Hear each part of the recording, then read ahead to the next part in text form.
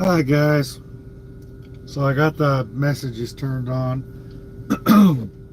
So I'm sitting here just a little south of Fort Collins waiting to go pick up my load later tonight. Getting ready to go take a shower and then lay down for a little bit longer and until I go pick up my load later. About 11 o'clock. So I'll probably be up there earlier than that. I'm like 20 some miles down here at the Loves in Berthoud, or however you pronounce it. But see, I've been busy. I put together a few short videos earlier today and put them on there. But yeah, I'm just kind of been chilling out since last night. I thought I was going to be able to pick up that load last night, but it wasn't ready. Supposed to be a preloaded trailer. My dispatch says 8 o'clock, which to me means 8 a.m. because it says 800. But apparently it was either, maybe they meant 8 p.m. and they just didn't put it as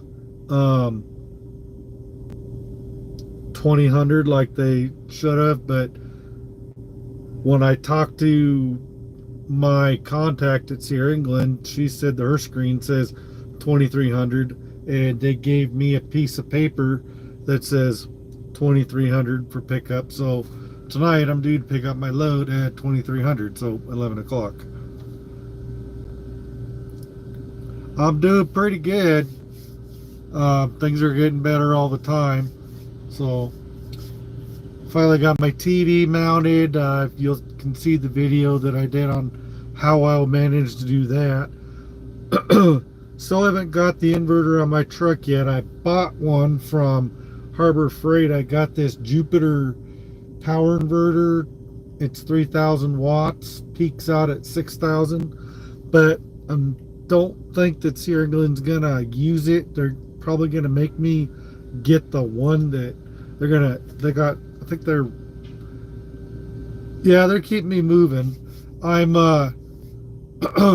just got up here to Aurora, Colorado, basically Denver, yesterday. Dropped off my load early and got up here. I was hoping I was going to be able to pick up my preloaded trailer last night. That didn't work. I don't know if it's ready yet, but I'm going to wait.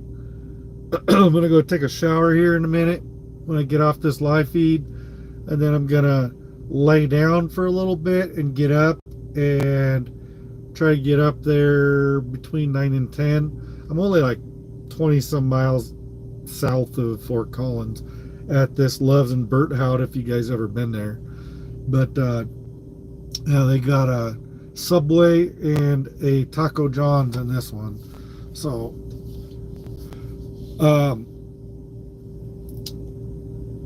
after I did my video on using Google Earth and all that stuff, those two videos that I did,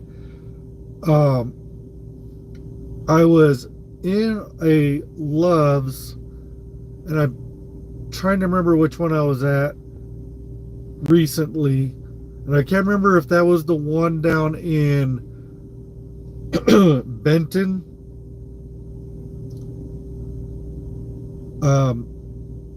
Colorado, or if it was when I was out in St. Louis. I don't remember which one it was at, but I talked to a guy that was a flatbedder who subscribed to my channel just the other day, and when I was talking to him, and he told me that you can share from Google Earth or any map program to your GPS, and then it will use it if your GPS is having trouble finding your address.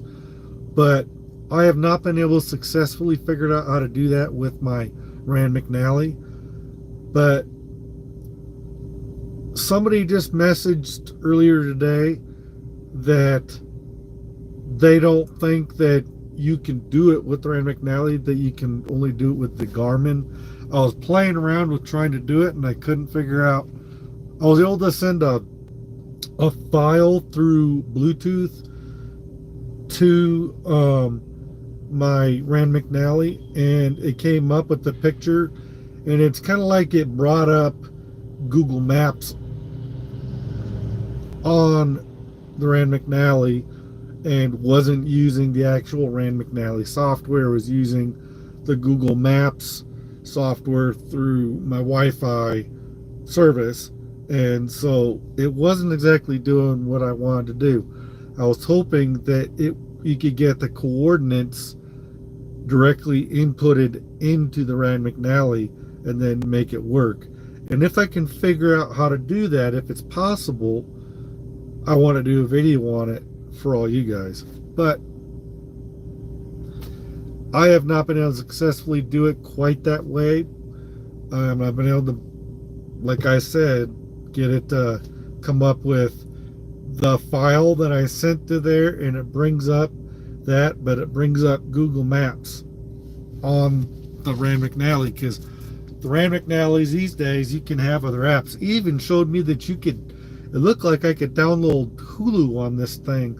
I might even be able to play videos on this thing, but I haven't tried it. But it showed other apps that you could download, but it was really wonky about how to go about it. But it showed like Hulu and a whole bunch of other random apps on there, and that just made me wonder, can you actually watch videos on your Rand McNally screen? I don't know if you can actually do it, but it showed Hulu as one of the app icons possible to download. But anyway, I just thought I hadn't gone live in as much lately. I figured I'd go on before I step out and go take a shower and get cleaned up here a little bit, and then lay down for a little nap before I go pick up my load. I'm gonna pick up my load and head to Jacksonville, and so I'll be kind of heading back the way I came from. As far as I can tell, if I look at my route overview, I'm going to be going right back through St. Louis and then right back the way I came. And so I don't know if I'm going to the same, I think I'm going to a different Anheuser-Busch place, because I'm actually picking up a load of beer this time. I'm not picking up empty cans or pallets like I did before. I came up here with a load of kegs and cases of beer to this distribution place, but I'm going from Anheuser-Busch to Anheuser-Busch, going from Fort Collins, Colorado to Jacksonville, Florida. So that's a good 1,700 miles, so that'd be good. And it's due 4 o'clock on the 2nd, and I'm questioning whether this is supposed to be 4 a.m. or 4 p.m. because if this place wanted 11 p.m. tonight, maybe they meant 8 p.m. because all they put was 8 o'clock. They didn't put p.m. or a.m. behind it. No, it doesn't say a.m. or p.m. So I'm used to the companies putting their stuff in military time, so I'm slightly confused as to whether they mean a.m. or 8 p.m. I'm assuming now, since it's supposed to be an 11 o'clock appointment, that it's 8 o'clock to have you there early for pickup. So, whatever. So, it is what it is. So, I'm trying to decide whether I want to return this Jupiter power inverter, because I don't think Sierra England's going to let me use it anyway. And they have strict policies. They want you to use their inverter and have their people set it up. I was hoping if I bought my own inverter, then I could just get them to install it. So I can start using my microwave and my electric skillet and those sorts of things. It was kind of cattywampus to use my little Minions crock pot. I got it to work in my 150 pound. I have this power strip that's 150 watt power inverter, and it was having trouble running the crock pot and the TV at the same time. Sometimes both were running good and it was heating up. And for a while there, it was only getting slightly warm. And then the TV was shutting on and off and doing all this crazy stuff. So I just unplugged the TV for a while, and I unplugged my laptop for a while because its battery is charged up, so I didn't really need it to be plugged in at the time. So I unplugged it until I got done using my crock pot, and that helped, so that the crock pot and the TV were the only thing plugged in for a while. That helped, but it still had moments where the TV was going on and off, and I seem to be having some, I think I'm getting low on my gigabytes on my wireless internet. I think I'm getting low on how many gigs. I get 100 gigabytes a month, and I think I'm running it out. So I think that's why it's starting to get kind of either it's my location where I'm at, or I've been using it a lot lately. So I would not be surprised if I've blown through majority of my 100 gigs. I was surprised I hadn't done it already. So yeah, but yeah, I've hoping to run through the house sometime in the next week or so and drop off some stuff, or get run through the Sierran yard and get that inverter put on, whether it's this one I bought or theirs. But I got this thing for $280 on Memorial Day. I got like 10 or 20% off because of Memorial Day. And I don't know, if they're not going to use it anyway, I might as well return it, because I don't think I have any other use for it at home or anything. So I might as well try to find a Harbor Freight and try to return this, and get my 280 to 300 bucks back, and use it for something else, and hope and pray that they'll get me through somewhere that we'll be able to put an inverter on this bad boy. I just trying to avoid them charging me $700-800 and taking payments out on that over time. Be like $70-80 every paycheck or something for a while. So, which wouldn't be that big of a deal if they keep me running and my paychecks are good. I'm not going home till July 3rd, so we'll see if they can keep me running hard. Just trying to get them to get me a little quicker onto from one load to the next. By the time I get down to Jacksonville, I'll probably use up the rest of my hours on my 70. Pretty darn close, because it's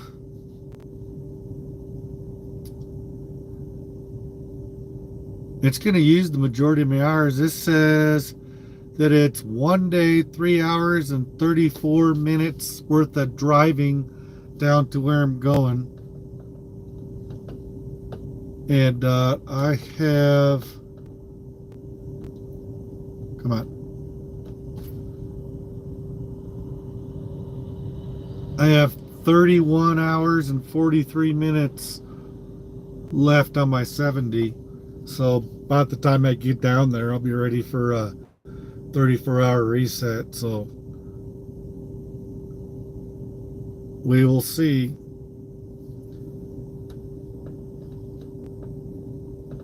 So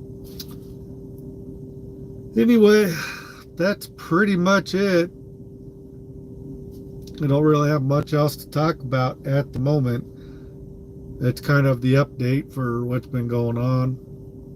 So I don't know if you guys caught those videos I did earlier today about the opti idle and the engine idle adjust. And I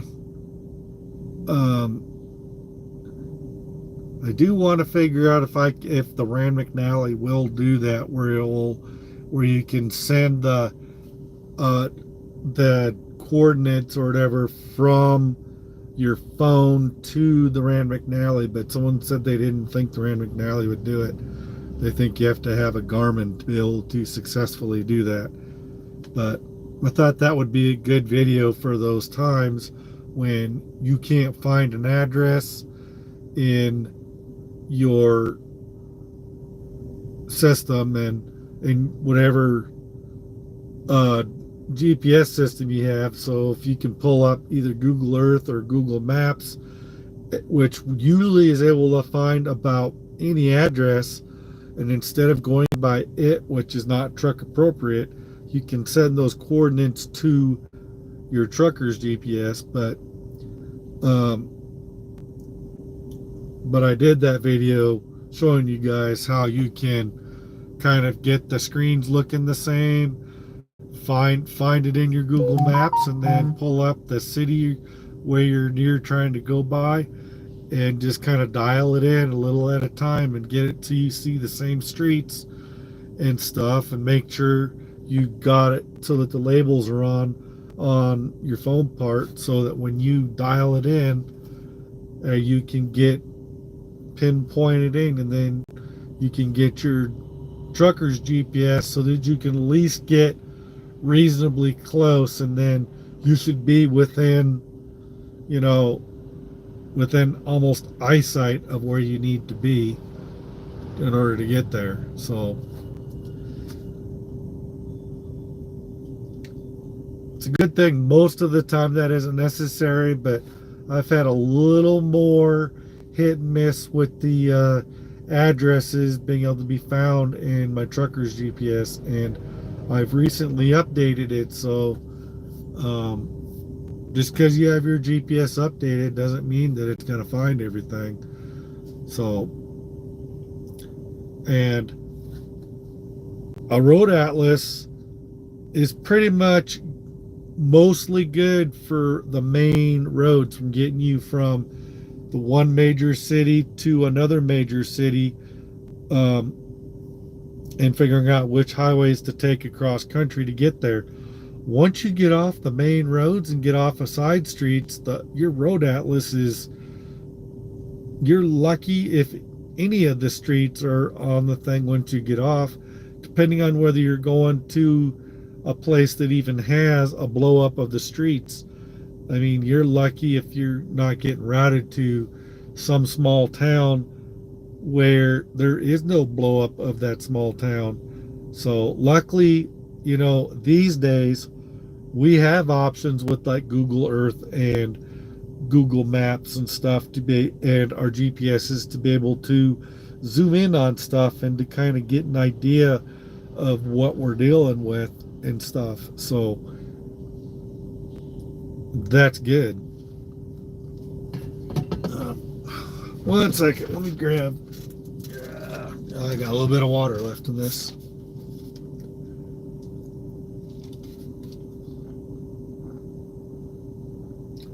But I'm fixing to go in here and take a shower here in a minute and lay down. So I'm probably going to end this live feed pretty soon. Just thought I'd get on and update you guys as to what I'm up to. I'm actually parked. I could possibly go find a parking spot now, but there was no spots available when I got here last night. So I just parked on this side street out here, and all these, there was a truck already parking out here when I showed up, but there's the Loves, and I'm just parked on the street right here. So there's a truck in front of me. There's the entrance to the Loves. There's the fuel island over there. There's the parking lot over there. I think there might be some spots available right now, but I'm just gonna stay here because I'm only gonna be here for a few more hours and I'm taking off. So it is what it is. So yeah, I think I'm gonna end the live feed. I appreciate you guys stopping by and saying hi and all that. And I'm hoping that my edited videos that I do are helping people. And so that's pretty much the reason why I have my channel. It's been cool with the live feeds, but the live feeds are starting to become almost, I have almost more live feeds now, I think, than I do edited videos. And my channel is mostly about trying to help other drivers out there find better ways of doing stuff and giving them more options of ways to do things out here. Other ways that they can cook things on the truck, other ways they can get themselves around, how to chain, how to do anything on and off the truck, so that there's just so much stuff they do not show us how to do. That you hear talk about it and stuff, but it's not the same animal. And truck drivers don't talk to each other as much as they used to. Cell phones and internet and all this crap has kind of gotten a lot of us kind of out of touch with each other. It used to be that more drivers would stop and help other drivers out regardless of whether they were with the same company or not. Drivers would just stop and help each other out. But now, these days, you got to be real careful. People don't stop and help each other out because you just never know when there's some sort of a scam, or people trying to, people out there finding new ways to try to hurt people. You got to lock your doors all the time. You even got to keep your empty trailers when you're between loads locked up, because there's been people that have found dead bodies on the back of their trucks. When they don't bother to look in the back of their trailer before they take off. They do their pre-trip, check their lights and all that jazz, but they don't open up the back of their truck, their trailer, and they get to a destination and somebody found a dead body in the back of their trailer. I think that's happened a few times. And you don't lock your truck when you go in to take a shower. You might come back, you might find a couple of stowaways on your truck or something. Or come out and find that people have robbed you blind or something. You just got to be real careful out here. And you just don't always know when you're in an area when people are watching you and seeing when you get out of your truck. They're trying to watch to see if you have a co-driver or not, or a pet that might bite them or something.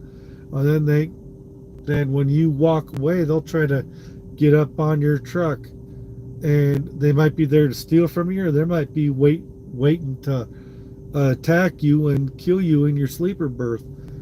People have gotten killed in their sleeper berths and not gotten found for days, and finally their company, or somebody comes out to the truck and comes and looks on the truck and finds you dead in your sleeper berth or something. There's all kinds of horror stories out there, so you got to be careful out here. Too many things that can happen. So I always try to lock my truck. I don't really bother locking my trailer, but I've been thinking about starting to put a padlock on there. Even when I'm empty or whatnot, just in case of that. Or at least you just got to be in the habit of checking the back of your trailer to make sure, one, there aren't any dead bodies or anything, or you don't have stowaways back there. Sometimes stowaways get on the back of your trailer, especially if you go down south and you're close to the border and you got illegal immigrants that have come across the border. They'll look for a truck and they'll try to hide back there, and they'll try to be all still like, and they'll try to wait and see, and they'll try to be on your truck, and they don't know where you're going, but they're on your truck waiting to catch a ride, and they're going to jump out of your truck when they think you're not watching and stuff. So you just never know. That's why there's some areas like you drive on some of those southern highways, they got places where you drive through where they've got gizmos that when you drive through, they bring a dog around and you also drive through and they can see heat signatures on the truck and they can kind of see if there's any multiple bodies on your trailer or truck and see, you know, that's why they ask you, do you got a co-driver? And if you tell me you got a co-driver and they only see one other heat signature, then they know. But if they see a whole bunch of heat signatures, I mean, I don't know how it all works, but I just know that that's kind of some of the stuff they do in some places when you get close to the borders, especially down south near Mexico and all that. So anyway, I'm gonna jump off here, go take a shower, and I will catch you guys on my next live feed. Look forward to whatever next edited video I do. And on my last video with the Opti, the engine idle adjust, I've started putting my daughter's link to her channel. She doesn't have time to do other extra videos except for when I am home and do videotaping with them, but she's got like somewhere between 7 and 9 videos, somewhere around there. I don't remember the exact count without looking it up, but it's mainly, you know, my daughter's 7 years old, soon to be 8, and she's got, if you got young kids that want to watch other kids, she's another option, is something for your kids to be able to go watch. So Elena's Playing Adventures is the name of her channel, and if you got any kids that are looking for somebody else to watch on YouTube, there's another option. So there you go, Elena, if you're watching, I just plugged your channel there for you. All right, guys, I'm gonna go get me a shower and get all smelling good again and fresh clothes and stuff, and I will catch you guys again probably tomorrow or the next day. Later, guys. Bye.